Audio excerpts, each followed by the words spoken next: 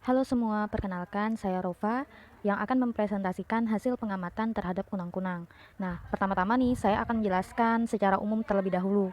Kunang-kunang adalah hewan yang dapat mengeluarkan cahaya yang dihasilkan dari sinar dingin saat malam hari. Cahaya itu sendiri pun tidak mengandung ultraviolet maupun inframerah. Bahkan telah terdapat lebih dari 2000 spesies kunang-kunang di daerah tropis yang ada di dunia. Bagaimana sih juga hidupnya kunang-kunang? Nah, kunang-kunang hidup di daerah-daerah yang lembab seperti rawa-rawa, hutan bakau, dan juga daerah-daerah pepohonan. Lalu selanjutnya dia juga dapat ditemukan di daerah perkuburan yang mana tanahnya itu relatif gembur. Kita juga bisa menemukannya di daerah-daerah yang tidak banyak aktivitas manusia. Lalu kunang-kunang ini bertelur saat hari gelap.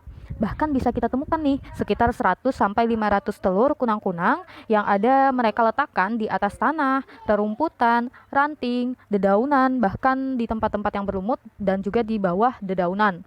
Lalu kunang-kunang itu keluar di malam hari, tapi ada beberapa juga kunang-kunang yang keluar di siang hari, namun mereka ini tidak ditemukan mengeluarkan cahaya ketika siang hari.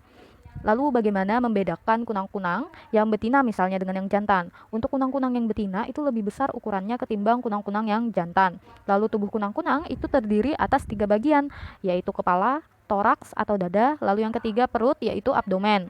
Lalu dia juga memiliki 2 pasang sayap. Kenapa 2 pasang? Karena yang sepasangnya lagi, yang pertama itu bertekstur keras.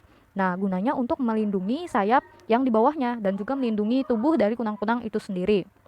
Lalu ukuran panjang badan kunang-kunang itu sekitar 2 cm, bahkan hampir seluruh tubuhnya itu berwarna gelap. Lalu untuk penutup kepalanya itu berwarna titik merah dan yang berwarna kuning itu adalah penutup sayapnya. Lalu matanya itu bermata majemuk dan dia juga berkaki 6. Lalu makanan untuk kunang-kunang itu cairan tumbuhan, siput-siputan, serangga-serangga kecil, siput-siputan yang kecil tadi dan juga cacing, bahkan dia bisa memangsa yang sejenisnya.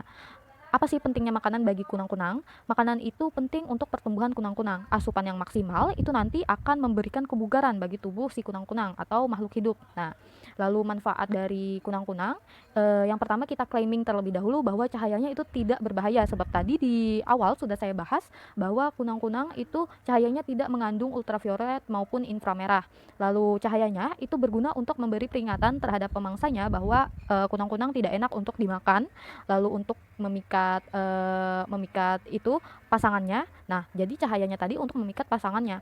Lalu ketika nanti nih untuk kunang-kunang betina dia akan berkelip-kelip memikat pejantannya. Ketika pejantannya telah terpikat lalu dia mendekat, maka dia akan memangsa si pejantan itu. Nah, bahkan untuk informasi bahwa kunang-kunang ini bukan hanya kunang-kunang dewasa yang dapat mengeluarkan cahaya, namun yang dalam bentuk larva pun dapat atau memiliki kemampuan untuk mengeluarkan cahaya itu. Nah, lalu di sini jantan tadi itu lebih sedikit bercahaya ketimbang yang kunang-kunang betina. Lalu apa manfaatannya? Manfaat dari keberadaan kunang-kunang dalam lingkungan? Kunang-kunang itu nanti sebagai penanda kesehatan ekosistem atau bioindikator dalam suatu lingkungan. Dia dapat membantu manusia untuk menilai nih daerah itu masih bersih dan alamikah atau sudah tercemar. Lalu untuk membantu petani juga dalam proses penyerbukan dan pembasmian hama tanaman secara alami. Sekian pembahasan tentang kunang-kunang.